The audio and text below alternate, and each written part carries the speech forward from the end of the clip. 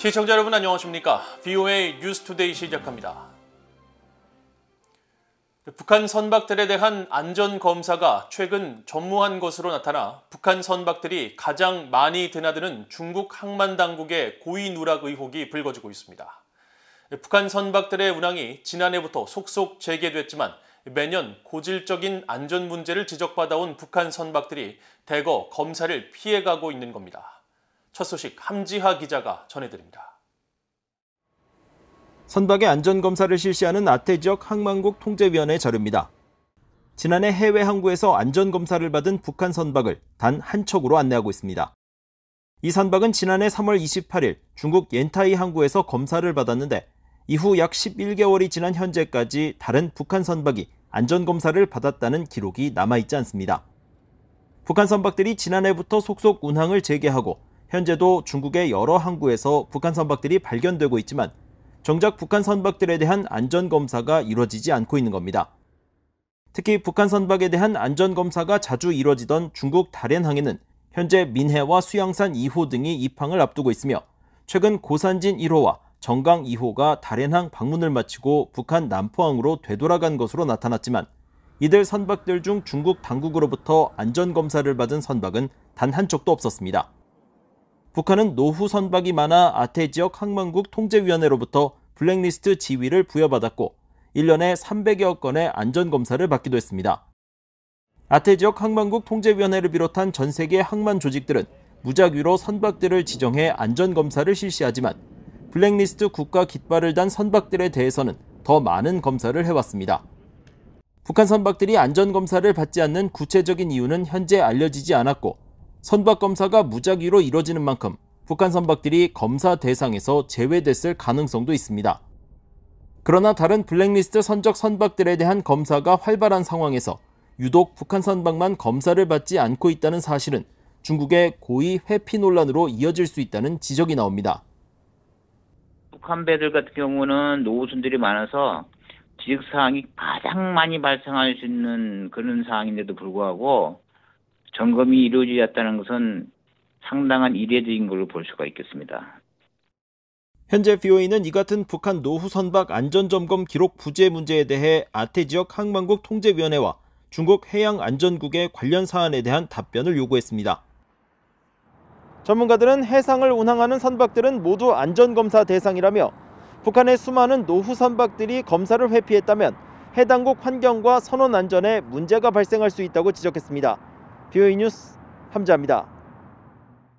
북한 평양 미림비행장 북쪽의 열병식 훈련장에 또다시 병력 대열로 보이는 무리가 포착됐습니다. 1일 단위 위성사진 서비스인 플래닛랩스가 20일 이 일대를 촬영한 사진에는 훈련장 중심부와 중간 도로 등에 자리하고 있는 최소 10개 대열이 나타나며 특히 김일성 광장 연단을 형상화한 지점 바로 앞에는 6개의 대열이 일정한 간격을 이루는 모습이 확인됐습니다. 또 앞서 지난 15일자 위성사진에는 이곳에 신속히 제설 작업이 이루어진 모습이 담겨 훈련장에서 현재 훈련이 이루어지고 있다는 점을 추정해 볼 수 있는 것으로 나타났습니다. 북한은 지난달 노동당 정치국 회의에서 지난 16일 있었던 김정일 생일 80주년과 4월 중순 김일성 생일 110주년 행사 준비를 논의했다고 밝혀 김정일 생일을 열병식 없이 보낸 북한이 김일성 생일 110주년에는 이를 기념한 열병식을 개최할지 주목됩니다. 외부 정보를 담은 전단과 USB 등의 물품을 북한에 보내는 것은 접경 지역에 사는 북한 주민과 군인들에게 분명히 큰 도움을 준다고 이 지역 출신 탈북민들이 VOA에 밝혔습니다. 한국을 방문 중인 UN 북한 인권특별보고관이 전단 효과에 의문을 제기한 데 대한 반응인데 탈북민들은 다만 정치적으로 민감한 내용은 역효과를 초래할 수 있어 자제가 필요하다고 지적했습니다. 김영권 기자가 보도합니다. 한국을 방문 중인 토마스 오에아 퀸타나 UN 북한인권특별보고관은 지난 19일 남북 접경 지역인 철원에서 지역 주민들을 만나 대북 전단에 관한 의견을 들었습니다.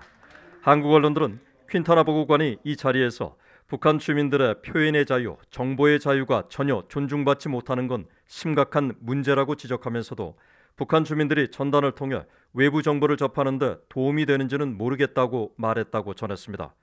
하지만 접경 지역에서 살다가 한국으로 망명한 탈북민 다수의 생각은 달랐습니다. 지난 2011년 자신 등 일가족 9명과 탈북 후 한국에서 사업을 하면서 유튜브 채널 김영철 컴프레셔를 운영하고 있는 해주 출신의 김영철 씨는 21일 VOA에 자신은 대북 전단과 물품으로 큰 도움을 받았다면서 남북한 격차가 너무 커 남한 사회와 역사를 알기 쉽게 전해주는 외부 정보가 향후 북한의 개방 후유증을 줄이고 통일 비용을 낮추는 데 큰 도움이 될 것이라고 밝혔습니다. 그게 대단하거든요. 영향이. 이게 무시 못하는 거예요. 이게 유엔에서 말하는 뭐 인권이라든가 인식이라든가 이런 거를 조금 좀 발전시키고 좀 질 좋게 하는 데는 그거만한 뭐 이 수단이 없다고 보거든요.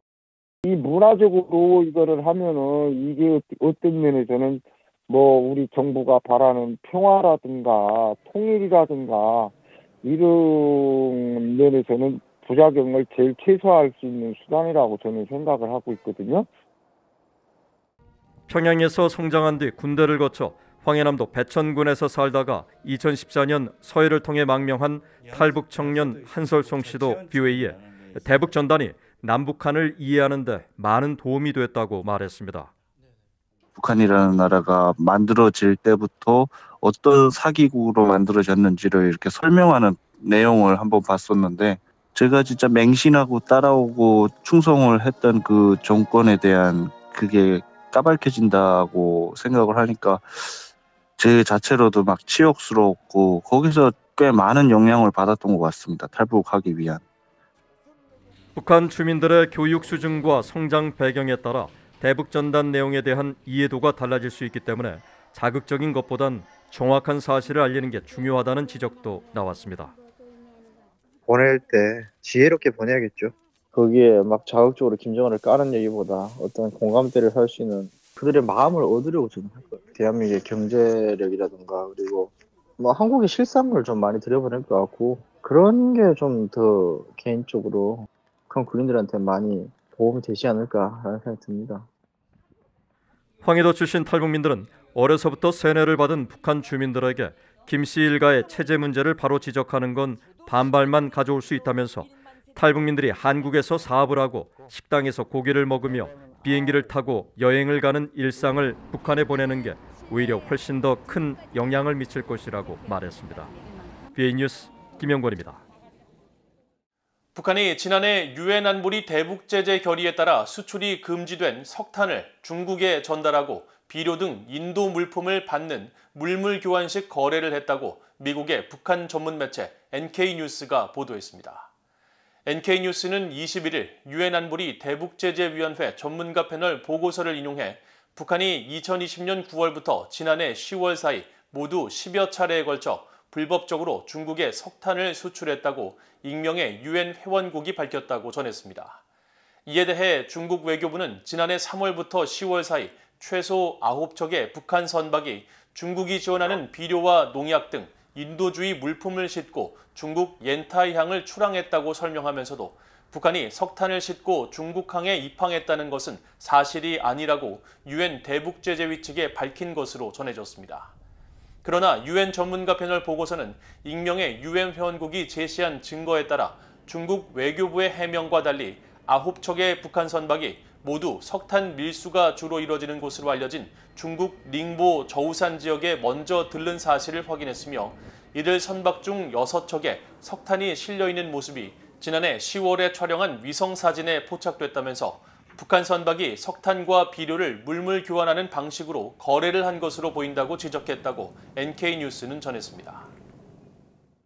한국 내 북한 인권단체인 북한인권정보센터 NKDB가 21일 북한의 유엔 지속가능 발전 목표 이행 감시를 위한 북한 SDG 데이터 포털 사이트를 출범하고 유엔의 지속가능 발전 목표와 관련한 북한 당국의 공식 발표 내용과 전문가들의 관련 연구를 비롯해 탈북민들의 증언 등을 공개했습니다.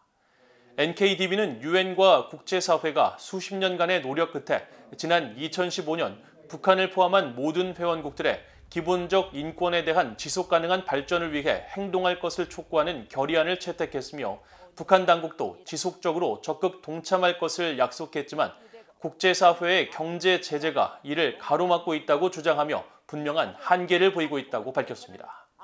그러면서 인류의 보편적 사회 문제와 환경, 기후변화, 경제 문제 등 지속가능한 발전을 위한 북한의 이행 여부를 지속적으로 감시, 분석하고 지원을 통해 북한 주민들의 인권과 실질적 삶의 질 개선에 기여하기 위해 해당 사이트를 출범하게 됐다면서 이 사이트를 통해 유엔의 지속가능 발전 목표를 매개로 북한의 인권을 증진하고자 하는 각국 정부와 민간단체가 북한 내 취약계층의 목소리를 접할 수 있기를 바란다고 밝혔습니다.